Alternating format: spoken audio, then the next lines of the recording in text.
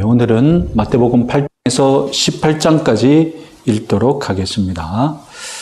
자, 지난주에 표를 보시다시피 공간복음은 사역을 준비하고 예수님께서 갈릴리에 사역을 하시다가 갈릴리에서 잠시 물러나셔서 이방 지역을 또 선교하시다가 갈릴리로 돌아오셔서 갈릴리에서 예루살렘을 향하여 가시고 고난주간을 보내셨다. 이렇게 직선적인 예수님이 1년간의 삶을 사시는 것처럼 기록해 놓았다고 말씀드렸습니다. 오늘은 어디입니까?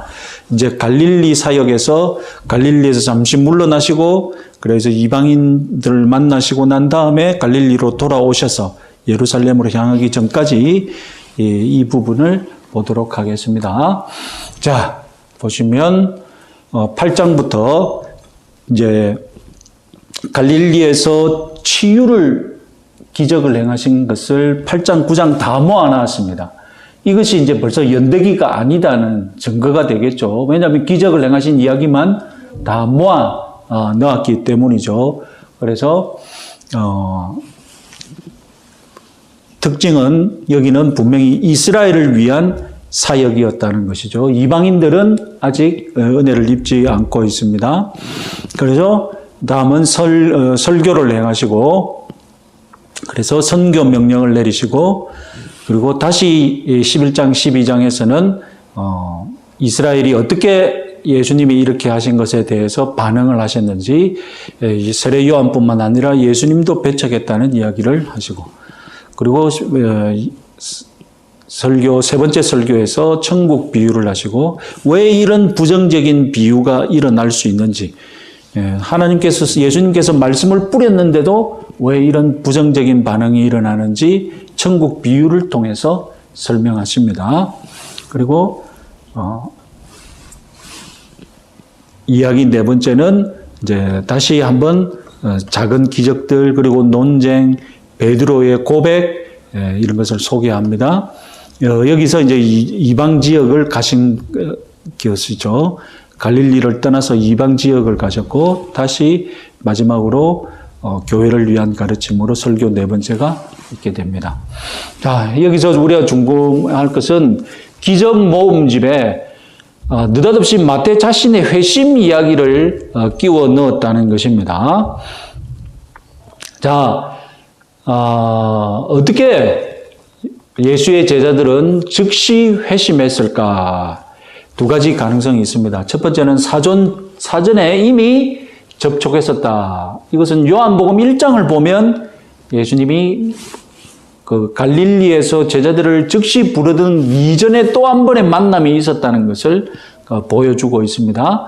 그래서 사전에 이미 접촉을 했었는데 예수님이 갈릴리 선교를 시작하면서 다시 한번 만나서 부르셨다라고 생각할 수 있고 또 세례 요한 영향설이 있습니다. 이것은 무슨 말이냐면 세례 요한이 막 설교를 했지 않습니까? 많은 사람들이 세례 요한을 가서 찾아갔잖아요. 그때 이미 마음의 감동을 받아서 충분히 마음을 열 준비를 하고 있었는데 예수님이 와서 부르실 때 세례 요한처럼 설교하셨으니까 세례 요한과 비슷한 말씀을 하셨으니까 됐다.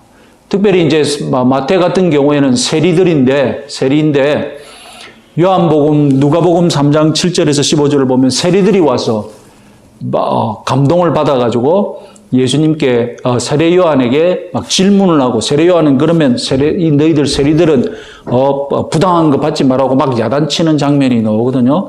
마태는 아마 그때 세례 요한에게 이미 먼저 한번 감동을 받고 예수님이 부르실 때 감동을 해서 갖지 않았을까? 이제 이렇게 생각할 수 있겠습니다.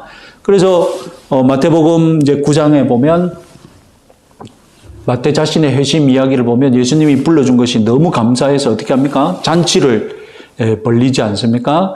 그래서 그 잔치에는 자기 세리들도 초청하고 예수님 제자들도 초청하면서 큰 잔치를 벌리는데 하필 왜 이야기가 기적 모음집에 있느냐는 것이죠. 그러면 우리는 가만히 생각해 보면 마태 스스로는 자기의 회심을 또 하나의 기적으로 여기고 있다는 것을 우리가 한번 연결지어 생각해 볼 수 있다는 것입니다. 예수님이 자기를 제자 삼으셨다는 것. 세리들이 얼마나 부정적입니까? 세리들이 얼마나 그 욕들어 먹는 직업입니까?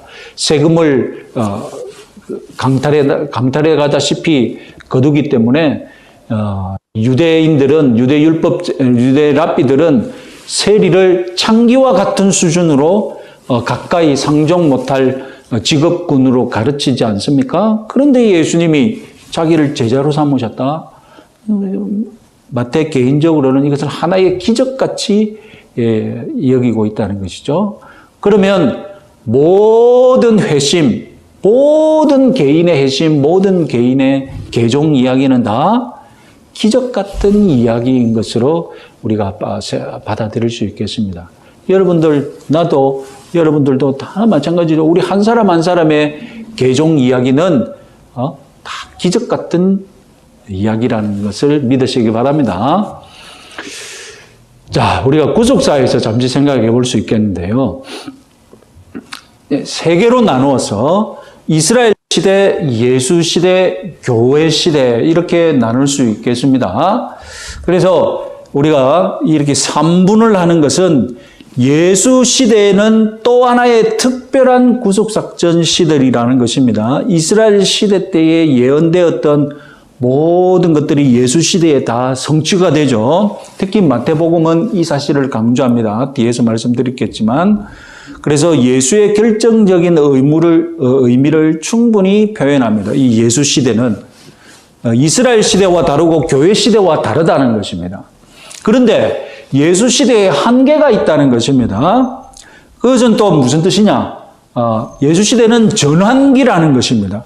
이스라엘 시대가 이 예수 시대에 성취되면서 예수 시대는 이스라엘 시대를 잠시 걸쳐 있고, 그리고 예수 시대는 또 하나의 새로운 시대를 낳는 의미에서 교회 시대를 잠시 걸쳐 있다는 것입니다. 그래서 이스라엘이 교회로 바뀌었는데 이 바뀌는 과정에서 예수 시대는 또 하나의 한계가 있다는 것입니다. 자, 그래서 보시면 예수님도 삶을 보시면 십자가 이전에는 이스라엘에게 우선권을 주셨습니다. 나중에 더 자세히 말씀드리겠습니다. 그 부활 이후에는 이제 이방적인 관심사, 이방인들을 우대하는 방향으로 바뀝니다. 예수님 생전에 이방인을 접촉하고 이방인을 칭찬하는 것은 선교적으로 예표하는 사건으로 우리는 볼 수 있겠습니다. 바울도 동일합니다. 바울도 로마서 1장 16절을 보시면 뭐라고 합니까? 첫째는 유대인에게요, 또한 헬라인에게로다, 이렇게 말하지 않습니까? 그래서 우리는 마태복음에서 유대주의를 볼 수 있습니다. 특수주의, 유대민족을 특별히 생각한다고 해서 우리는 그것을 특수주의 또는 유대주의라고 볼 수 있겠는데요. 20개의 구약 구절이 성취된 것으로 복음서는 얘기하는데 그 10번은 마태복음만 취급하고 있는 본문이에요. 마태는 그런 점에서 아주 예언의 성취자시다. 예수님이 그것을 강조합니다. 그러면서 전반부 선교 명령을 유대인에게만 가라고 명령합니다. 그래서 오늘 우리가 읽은 거 보면 아시겠지만 선교 명령, 제자들에게 전도 명령하는 마태복음 10장에 보면 사마리아와 이방인에게 가지 말라고 분명하게 말씀하십니다. 그리고 마태복음 15장에서 예수님이 갈릴리를 떠나서 이방인들을 찾아서 여행하신 적이 있는데 그때 수로보니게 여인에게 만나서 뭐라고 하시느냐? 나는 오직 이스라엘에게만 보내심을 받았다라고 또 예수님이 이 여인에게 말하지 않습니까? 그래서 가만히 생각해 보면 마태가 마태복음을 기록할 때에 이미 이방인들에게 복음이 전파되고 있었는데도 마태는 이런 말을 분명하게 기록해 두었다는 것입니다. 자, 이것은 나중에 왜 마태는 이런 이야기를 했는지 우리가 곰곰이 또 생각해 볼 수 있겠습니다.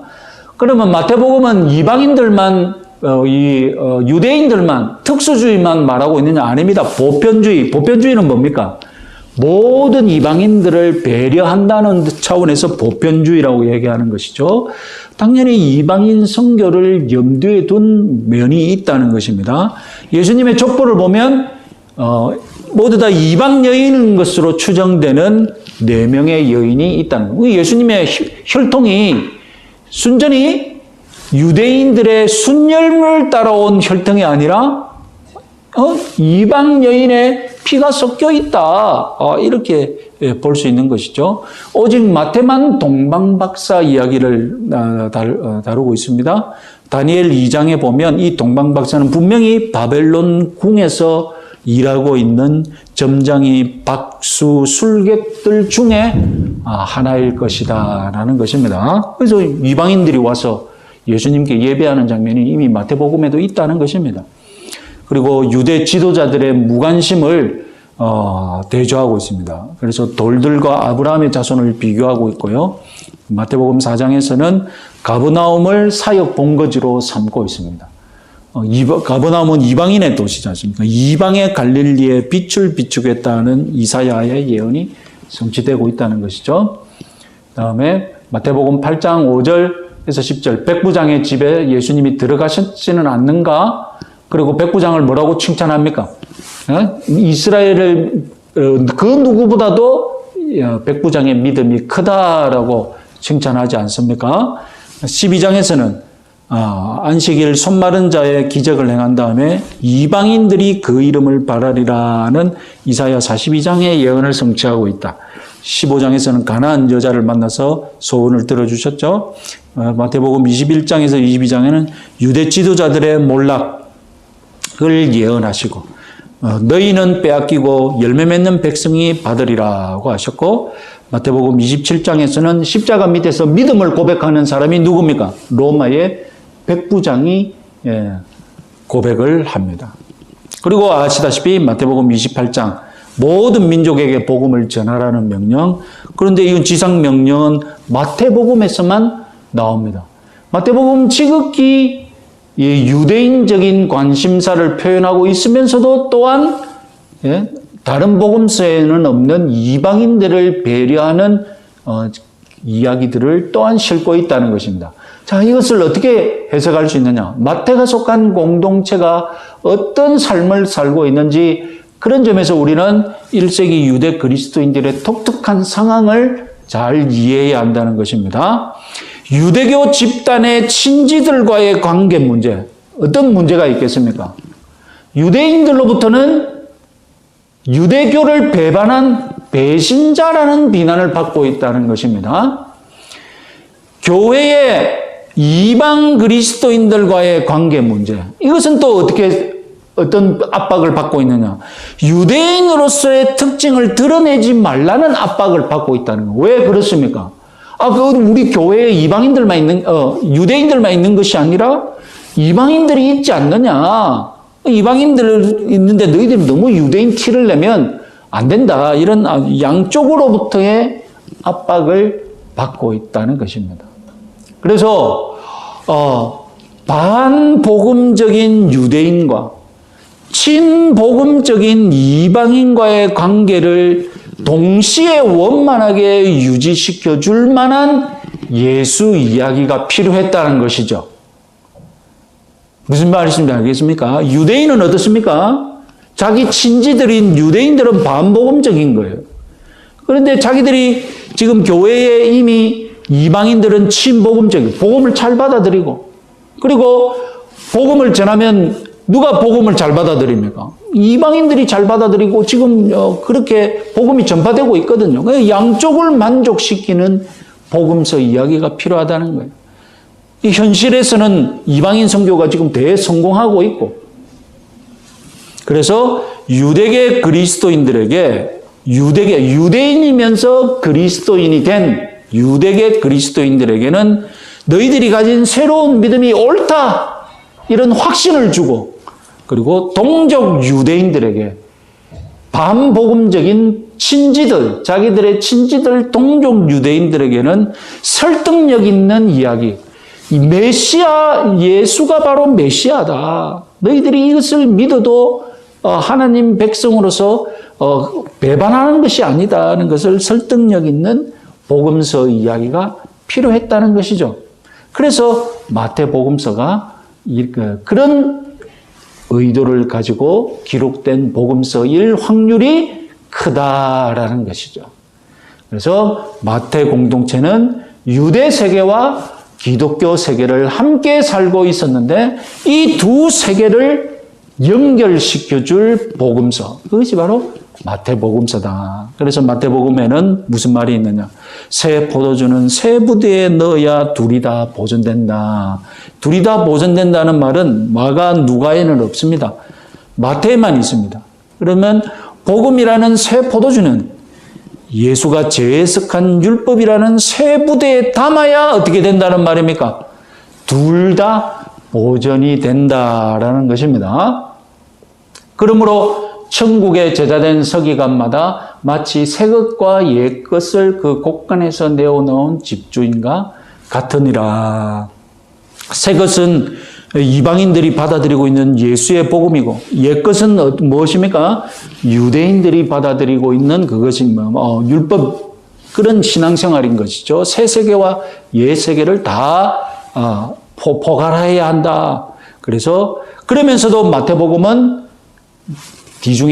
나중에 뒤로 가면 결국은 뭘 말합니까? 마태복음은 진정한 유대적 성취, 유대인들이 진정으로 믿어야 할 것, 유대인들이 진정으로 성취해야 될 것은 무엇입니까? 유대교가 아니라 기독교임을 설득하고 있고, 그러지 못한 유대교는 어떻게 할 것이라고요?